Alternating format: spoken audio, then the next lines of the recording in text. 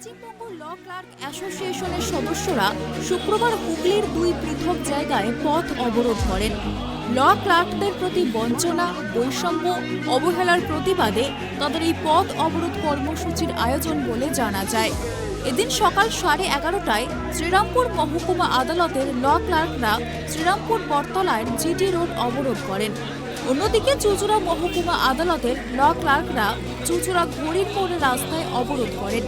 30 minute ধরে চলে এই অবরোধ কর্মসূচি। ল ক্লার্ক অ্যাসোসিয়েশন সূত্রে খবর, বিভিন্ন মহকুমা আদালতে আইনজীবী বিচারকদের মতন সমানভাবে কাজ করতে হয় ল ক্লার্কদেরও, তবে এখনো পর্যন্ত তারা সমস্ত কিছু থেকে বঞ্চিত। আদালত চত্বরে নির্দিষ্ট কোনো বসার জায়গা নেই, না আছে তাদের কোনো শৌচাগারের ব্যবস্থা। এমনকি লক প্লেয়ারদের জন্য যে রাইট টু অ্যাক্ট বা কাজের অধিকারের আইন রয়েছে তাও সর্বত্র কার্যকর হয় না। তাই এই ধরনের 13 দফার দাবি নিয়ে শুক্রবার হুগলি জেলার ল ক্লার্ক অ্যাসোসিয়েশনের সদস্যরা পথ অবরোধ কর্মসূচিতে নামেন।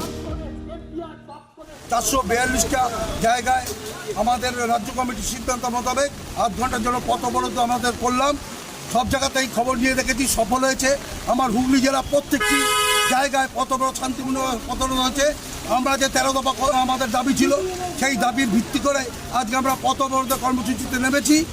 আগামী দিনে আমাদের এই দাবিগুলো পূরণ না হলে আমরা আরও বৃহত্তর আন্দোলনে যাব, সে কথা আমরা জানিয়ে দিতে চাই।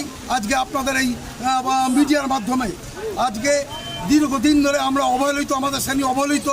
আমরা চাই, আমরা সাধারণ মানুষের জন্য যে আমাদের দাবিগুলো দেখেছেন আপনারা, আমাদের যেমন দাবি আছে তেমনি সাধারণ লিটিগেন্ট পাবলিকের জন্য সেই দাবিগুলোকে আমরা রেখেছি। সেই জিনিসটাকে আমাদের সরকার, কোনো সরকারই না, রাজ্য সরকার না কেন্দ্রীয় সরকার, কোনোভাবেই আমাদের কোনো কিছুতে কর্ণপাত করছে না। আজকের এই পথ অবরোধ কর্মসূচির পরেও যদি দেখি যে কিছু হচ্ছে না, তাহলে আমরা কলকাতার বুকে গত বছরের মতো আবার বৃহত্তর আন্দোলনে যাব। এই আমাদের পশ্চিমবঙ্গ ল ক্লার্ক অ্যাসোসিয়েশনের রাজ্য কমিটির ডাকে 13 দফা দাবিতে আজকে গোটা পশ্চিমবঙ্গ জুড়ে পথ অবরোধ ছিল, যেখানে বিএলআরও আছে, মোটর ভেহিকেলস আছে, রেজিস্ট্রি আছে এবং আদালত চত্বর আছে। সকলে মিলে গোটা পশ্চিমবাংলা জুড়ে আজকে আমরা পথ অবরোধ করেছিলাম। আমাদের প্রশাসনের কাছে দাবি, ভারতবর্ষের সমস্ত রাজ্যে এক্সেপ্ট ওয়েস্ট বেঙ্গল, ভারতবর্ষের সমস্ত রাজ্য, উড়িষ্যা, ঝাড়খণ্ড, বিহার, দিল্লি, হরিয়ানা, এমনকি কেরল, কর্ণাটক, সমস্ত রাজ্যে ল ক্লার্কদেরকে ওয়েলফেয়ার দেওয়া হয়।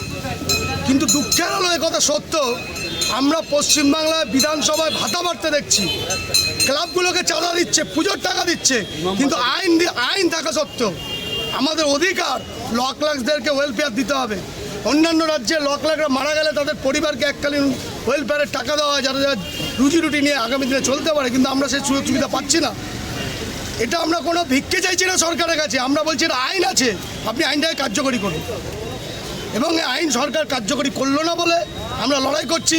আপনি শ্রীরামপুর আদালতে ঘুরে দেখুন, অসংখ্য বিচারপত্তি আছে, কিন্তু একটা টয়লেট নেই। মহিলারা বহুদিন ধরে তাদের ক্লায়েন্টরা তারা অভিযোগ করে একটা টয়লেট নেই। আমরা বলে হয়রান যে যেখানে মানুষ আসছে, রেভিনিউ দিচ্ছে গভর্নমেন্টকে, সে দপ্তরগুলোতে আপনারা টয়লেটের ব্যবস্থা করুন, বসার ব্যবস্থা করুন। সরকার কর্ণপাত করছে না। পানীয় জল, বিশুদ্ধ পানীয় জল পাওয়া যায় না। আদালত চত্বর ডেঙ্গুতে ছেয়ে গেছে। তাই আমরা আজকে বাধ্য হয়ে পথ অবরোধ করেছি সরকারের কানে জল পৌঁছে দেওয়ার জন্য। সমাধান না পেলে আমাদের রাজ্য কমিটি বলেছে আগামী 11ই অক্টোবর পশ্চিমবাংলার সমস্ত BLRO, motor vehicles, registry office, আদালত, তারা একযোগে আগামী 11ই অক্টোবর একই দিনে রাজ্যপালের কাছে স্পিড পোস্ট মাধ্যমে আমাদের বক্তব্য আমরা প্রেরণ করব। তাতেও যদি কাজ না হয় তাহলে আগামী দিনে রেল অবরোধ হবে, বাস অবরোধ হবে, আইন অমান্য হবে, কলকাতার রাজপথ আমরা অচল করে দেবো। প্রশাসন যদি মনে করে যে ল ক্লার্করা শুধু পেন চালায়, আইনের ভাষা বুঝি, আমরা লড়াইটাও বুঝি। কারণ ভগৎ সিংয়ের একটা কথা মনে পড়ে, ভগৎ সিং বলেছিলেন বধিরকে শোনাতে গেলে উচ্চ কণ্ঠের প্রয়োজন, আর আমাদের রাজ্য প্রশাসন বধির হয়ে গেছে। তাকে শোনাতে গেলে যে কণ্ঠ, সেটা হচ্ছে আন্দোলনের ভাষা, আন্দোলনের আওয়াজ। তাই আমরা আন্দোলনকে দীর্ঘতর করব।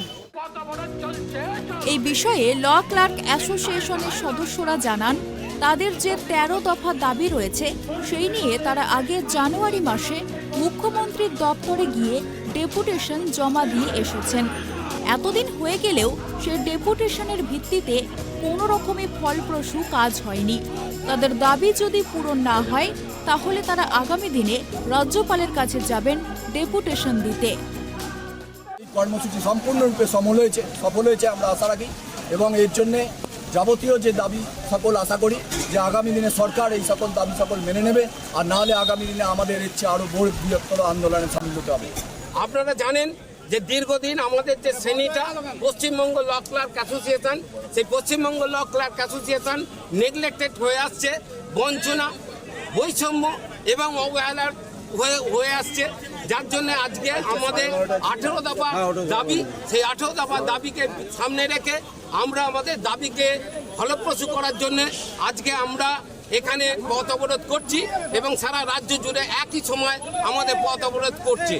আমরা আজকে এর আগে আমরা 13ই জানুয়ারি আপনারা সবাই জানেন যে আমরা মাননীয় মুখ্যমন্ত্রীর কাছে নবান্নে আমরা আমাদের ডেপুটেশন দিয়েছিলাম যে আমাদের যে দাবিগুলো রয়েছে সেই দাবিগুলো পূরণ করার জন্য, কিন্তু আজ অবধি আমাদের রাজ্য সরকারের কোনো রকম টনক নড়েনি। সেই জন্য আজকে বাধ্য হয়ে আমরা পথে নেমেছি, আজকে আমরা পথ অবরোধ করছি।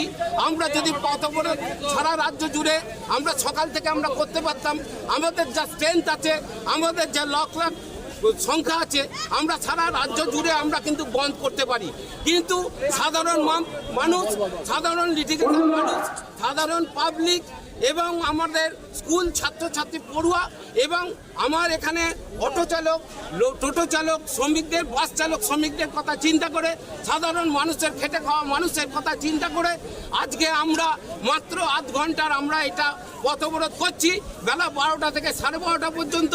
আজকে যদি আমরা এর ফল কিছু না পাই তাহলে আগামী দিনে আমরা বৃহত্তর আন্দোলনে যাব, আর সেই বৃহত্তর আন্দোলনে আপনাদের আজকেই জানিয়ে রাখছি, যদি না হয় আমরা আগামী 11ই অক্টোবর আমরা রাজ্যপালের সঙ্গে কথা বলবো, দেখবো রাজ্যপাল আমাদের জন্য কি করে। যদি রাজ্যপালও আমাদের জন্য কিছু না করতে পারে, আপনারা চতুর্দিকে নাটক শুনছেন যে আমরা দিল্লি যাব, আমরা পথ অবরোধ করব, এইরকম কর্মসূচি নাটক শুনছেন, কিন্তু আজকে দায়িত্ব নিয়ে আমি পশ্চিমবঙ্গ ল ক্লার্ক অ্যাসোসিয়েশনের তরফ থেকে বলছি, আমরা যদি আমাদের রাজ্যপালের কাছ থেকে, প্রশাসনের কাছ থেকে আমরা যদি আমাদের দাবি ছিনিয়ে নিতে না পারি, আগামী দিন আমরা প্রায় লক্ষাধিক মানুষ নিয়ে আমরা দিল্লির রাজপথে যাব আমাদের দাবি পূরণ করার জন্যে।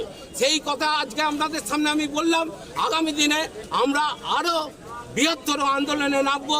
আমি চাই যে আমাদের রাজ্য সরকার আমাদের সঙ্গে বসুক, আমাদের যে দাবি দাওয়াগুলো আছে সেইগুলো উনি স্বীকৃতি দিক এবং উনি সেইগুলোকে মেনে নিক।